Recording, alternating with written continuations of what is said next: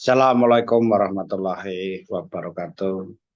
Selamat pagi pemirsa semua. Salam pertanian Indonesia.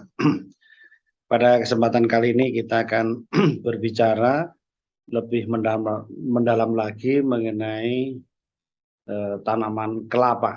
Ya, salam kelapa, kan begitu. Jadi bahasan kita nanti kita harus tahu jenis-jenisnya dan cara budidayanya, kemudian bisnisnya mana yang paling menguntungkan tentunya. Jadi coba sekarang kita lihat dari presentasi berikut ini ya tentang kelapa. Jadi kelapa ini termasuk tanaman yang serbaguna karena semua bahannya, bagian tanamannya bisa dimanfaatkan. Ya itu. Dan tentunya sekarang ini menjadi primadona tentunya. Ya. Ya, jadi judul kita memang di sini mengenai budidaya kelapa kopior ya. Tetapi sebenarnya kaitannya dengan kelapa secara umum. Nah, itu bedanya bagaimana? Karena memang primadona itu salah satunya ada di kelapa kopior. Apa itu kelapa kopior? Nanti sampai pada saat pembahasannya. Pemirsa sekalian, eh, jika ingin bertanya mengenai perkelapaan, nanti bisa WA di nomor saya yang tercantum di sini. Nah ini pemirsa bahwa nama latin dari kelapa adalah Cocos nucifera dari Arace ya. Kemudian arti koko itu apa? Nah ini sama dengan kepala seperti tengkorak kan, kelapa itu kan seperti tengkorak, makanya koko. Nah, kokonat, kokos ya gitu. Asalnya dari mana? Ayo sebenarnya dari kelapa ini. Kelapa ini berasal dari Samudra Hindia bagian pantai Asia. Dan nanti menyebar di daerah tropis tentunya. Nah ini menjadi ikon kalau sebuah pulau pantai itu gambarnya ya kelapa. Nah inilah asal mula dari tanaman kelapa itu. Berikutnya sebarannya di mana? Ini tadi sudah kita sebutkan bahwa di ekuator di daerah tropis, baik yang di Afrika, di Amerika Latin, Indonesia tentunya, Asia Tenggara, ini terdapat kelapanya. Kemudian ternyata ya Indonesia terkenal sebagai produsen utama dari kelapa ini. Meskipun pada beberapa dekade ini menurun luasnya maupun jumlah populasinya. Kenapa itu ya? Satu karena di perkotaan dipotong untuk bahan glugu, untuk bahan furnitur, untuk bahan bangunan. Yang kedua, serangan yang masif dari hama kumbang badak, Oryctes rhinoceros atau kuangwung. Oleh karena itu, harganya kelapa ini menjadi stabil dan cenderung naik terus. Nah, memang permintaan dan supply-nya menjadi tidak seimbang. Banyak permintaan. Nah, itu dari segi kelapa mudanya, santannya, untuk buahnya, dan sebagainya. Bahkan arangnya, serabutnya, nah, itu semua dapat digunakan di kelapa ini. Ya. Jadi, Bapak Ibu sekalian, ini yang sudah kami jelaskan tadi di Indonesia, tadi kecenderungannya, kesimpulannya agak menurun. Ya, karena beberapa alasan tadi, ya kan. Nah, kita sekarang berbicara mengenai eh, manfaatnya. Ya, ini kan tanaman sejuta manfaat, ya, hiperbolanya begitu. Coba kita daging buahnya untuk kopra, kemudian untuk santan, ya kan? Kemudian tempurungnya untuk apa? Arang aktif, untuk airnya diminum sebagai degan, serabut kelapanya untuk bahan yang lain, keset, kemudian untuk tempurungnya lagi untuk masak di masakan Padang, ya kan. Kemudian batangnya furniture, kemudian daun-daunnya untuk janur, untuk pokoknya semua bermanfaat. Jadi ini ada datanya ya tahun 2020 ekspornya, dan sentra-sentra di Indonesia ya hampir semua, Pulau Jawa, Pulau Sulawesi, Sumatera, Papua, Maluku ya, hampir semua kelapanya luar biasa. Nah, ini manfaat dari kelapa. Nah, ini masih tadi ya penjelasannya, akarnya pun untuk obat kumur, sikat gigi, batangnya semua ini. Nah, ini tangkainya, daunnya untuk pakan ternak, pakan sapi, ya kan gitu. Daging buaya, VCO, nah, gitu. Untuk obat ya kan, untuk minyak goreng, nah kan gitu. Jadi sejuta manfaat dari kelapa. Inilah tadi manfaat yang untuk stamina, dari dehidrasi, daya tahan tubuh, mencegah penyakit batu ginjal, menurunkan tekanan darah, banyak manfaatnya. Nah, gitu. Yang terserang COVID pun banyak minum kelapa. Nah, berikutnya jenis-jenis kelapa. Types of coconut tree. Jadi prinsipnya itu ada dua, yaitu nyiur yang tinggi-tinggi itu, Malaysian tall, dan yang pendek-pendek genjah. Ya, kemudian perkawinannya itu ya hibrida. Ya, ciri-cirinya apa? Kalau yang kelapa dalam, tipe dalam itu buahnya besar-besar. Tetapi kalau besar jumlahnya juga sedikit dalam satu tandan. Nah, beda yang pendek, yang genjah itu berbuah. Buahnya banyak tapi relatif lebih kecil. Kemudian di belakang saya ini adalah tipe-tipe dari kelapa, dari warna serabutnya, dari bentuk tempurungnya, dari bentuk buahnya, sangat bervariasi.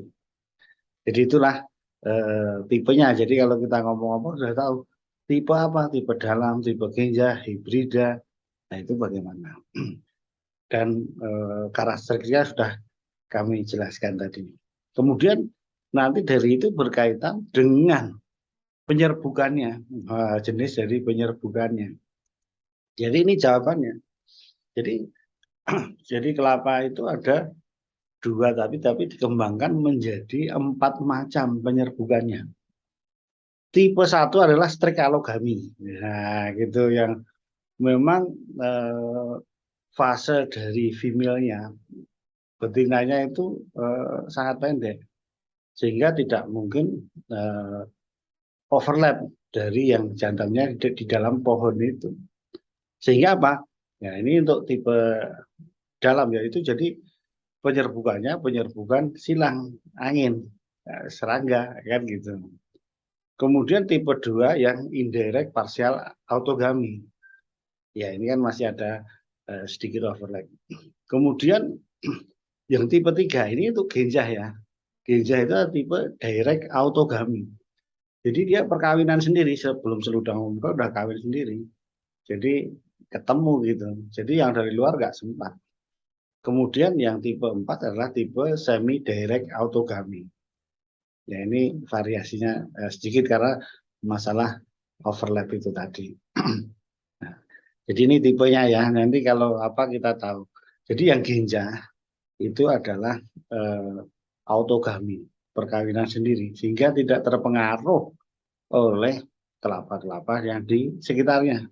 Kalau yang tipe dalam, nah ini justru bisa terpengaruh. Tapi kalau dalam yang kopior itu akan menyebabkan bisa terkontaminasi. Makanya sekelilingnya juga harus tipe kopior. Nah, ini tipe-tipe penyerbukannya ya di tanaman kelapa. Kemudian kelapa kopior. Sekarang kelapa kopior itu apa sih? Kelapa kopior adalah sebetulnya adalah menyimpang, tapi enak rasanya. Nah, itu penyebutannya kalau di Jawa kopior, di Banten, di sekitar Jakarta kelapa puan, di Filipina makapuno, nah, seperti lilin juga. Tapi ini prinsipnya adalah secara genetik adalah homozigot resesif. Karena dia sudah homozigot resesif dan itu tidak tumbuh letal, maka dia tidak bisa dijadikan bibit. Yang dijadikan bibit secara tradisional adalah yang heterosigot. Nah, ini secara genetika penjelasannya seperti di bawah ini. Jadi caranya jadi bibit yang 100% kopior apakah itu? Yaitu dengan kultur embrio. Nah, jadi embrionya di media khusus ditumbuhkan jadi bibit dan itu homozigot, dan itu kalau genjah autogami makanya bisa 100% kopior.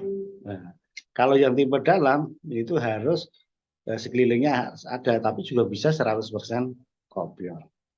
Nah, itu kelapa kopior ya, ini harganya mahal dan enak. Ini kita cerita kopior. Nah, kelapa jenis-jenis yang lain apa? Ada genjah entok. Nah, genjah itu berarti berbuahnya cepat, 3 sampai 4 tahun. Kalau yang genjah itu warnanya ada yang hijau, genjah salak. Ya, pokoknya genjah cepat berbuah. Genjah Labuan Batu, hijau Labuan Batu. Kemudian ada kelapa pandan wangi yang untuk degan wangi sekali, rasanya enak. Nah, kan gitu. Itu jenis-jenis kelapa yang ada. Nah, kebetulan ini yang kita omongkan adalah kelapa kopior. Jadi berikutnya adalah syarat tumbuhnya. Ini kan syarat tumbuhnya sebenarnya mudah saja. Yaitu kalau mau optimal, yaitu nanam kelapa di MDPL-nya, meter di atas permukaan laut, ketinggiannya, yaitu ya kalau bisa di bawah 400. Tapi sampai 600 juga sudah nggak apa-apa, bisa berbuah. Itu syaratnya ya. Syaratnya ya semakin dekat pantai semakin bagus. Dan cara untuk melihat cocok nggak di suatu daerah itu mudah. Ya kalau di situ ada kelapa kopior bisa hidup di situ. Nah, itu tadi yang syarat-syaratnya ya. Yang paling mudah diketahui adalah dengan ketinggian altitude suatu tempat. Kemudian ya itu panennya putarannya 11 bulan. Jadi tergantung itu tadi kalau dipanen, nah itu bisa 4 buah perjanjian. Kalau apa lebih kalau yang tipe genjah. Bisa 160 sampai 170 butir per tanaman per tahun. Jadi ini syarat tumbuh harus diketahui ya. Kemudian budidayanya yang penting adalah lubang tanamnya besar, cukup air, cukup sinar matahari, dan tanahnya gembur. Nah, itu aja 3 syarat itu dipenuhi dan cepat berbuah. Dan selama ini dikenal tidak dirawat pun juga berkembang sangat bagus. Nah, sekarang kita cerita kelapa kopior. Jadi kelapa kopior itu bibit itu ada 2. Yang tradisional dari heterosigot, kemudian yang kultur embrio yang dari kelapa kopior yang secara alamiah tidak tumbuh bisa ditumbuhkan di dalam lab. Ya, kita kulturkan dengan media tertentu. Akhirnya bisa menjadi tanaman seperti gambar di atas ini, menjadi tanaman yang itu 100% bisa kopior. Jadi ini contoh yang gambar-gambar kelapa kopior kultur embrio yang dapat dikatakan 100% kopior. Yang genjah yang sebelah kiri, yang di atas, di belakang saya persis yang tipe dalam buahnya lebih besar-besar. Tapi semua kultur embrio. Nah, begitu. Selanjutnya ini di labnya ya pembuatannya, dan ini aklimatisasi. Jadi kalau dari hasil kultur embrio itu tidak ada patoknya kelapanya, itu ya tanaman langsung kan gitu. Karena dari embrio yang kecil tadi, makanya perlu aklimatisasi, yaitu perlu waktu total bisa sampai 1 tahun. Nah, berikutnya kalau sudah di lapangan siap tanam ya seperti ini. Ini siap tanam. Ya, di total dari awal dari bibit kultur embrio itu bisa 2 tahun. 2 tahun ya. Nah, ini budidayanya tadi yang saya sampaikan ya, lubangnya besar, bahan organiknya cukup, pengairan cukup, sinar matahari cukup, dan dipupuk kalau perlu. Nah, gitu. Kemudian jarak tanamnya berapa? Itu kalau tipe genjah 7 kali 7 meter, dan kalau tipe dalam 9 kali 9 meter. Dan harap diperhatikan, pengendalian hama penyakitnya sangat banyak. Jadi penyakitnya ada penyakit bercak kurkularia, nah itu ada Phytophthora, tapi yang penting di bibitan bercak ini. Kemudian kalau hamanya yang sering menyerang adalah kuang-kuang, kumbang badak, nah, kemudian kumbang sagu, kumbang janon, brontispa, belalang. Jadi ini hama-hama yang menyerang dan penyakit yang menyerang tanaman kelapa. Ada ulat api parasa lepida, ada setoraniten, ada kutu perisai, ada artona, dan ada tiratapa. Jadi ini hama-hama yang menyerang tanaman kelapa kita harus kita waspadai, kita kendalikan. Ya, nanti kalau pengendaliannya bagaimana bisa kontak ke kami. Berikutnya adalah investasinya menguntungkan enggak? Ya gitu. Jadi ini kebetulan kelapa kopior. Kelapa yang lain kan juga sangat menguntungkan. Harga nggak pernah turun. Dan seperti ATM, tinggal nunggu waktu. Panen kelapa itu tiap bulan bisa. Nah ini kan tinggal sekarang karena kelapa kopior bibitnya harganya sekitar 1 juta, ya investasi banyak di bibit. Ini contoh untuk per hektar ya. Ya misalnya biayanya ini untuk tahun pertama perlu 1 hektar ya, 270 juta dari bibit yang 180. Jadi ya itu sangat sangat minim apa biaya yang dikeluarkan. Jadi ini dalam setelahnya itu ya sekitar 16 juta, 16 juta, 16 juta. Tapi tahun kelima itu sudah ada pendapatan sekitar 216 juta. Ya, tahun berikutnya tahun ke-6 206 juta lagi. Artinya apa? Tahun ke-6 dan ke-7 itu sudah balik modal. Nah, sudah balik modal. Sangat cepat. Nah, ini hitungnya masih yang pesimistis ya. Padahal ini sangat menguntungkan bagi kita. Jadi itu pemirsa apa kita tentang budidaya kelapa yang sangat menguntungkan. Silahkan berbudidaya kelapa apa saja, kelapa dalam boleh, kelapa kopior boleh, kelapa yang tradisional juga boleh, yang kultur embrio boleh, genjah boleh, kelapa pandan wangi juga boleh. Silahkan kita tanam untuk negara kita tercinta, Indonesia tentunya. Siap enggak kita bibitnya? Sekarang beli bibit di kultur embrio kopior kan antri.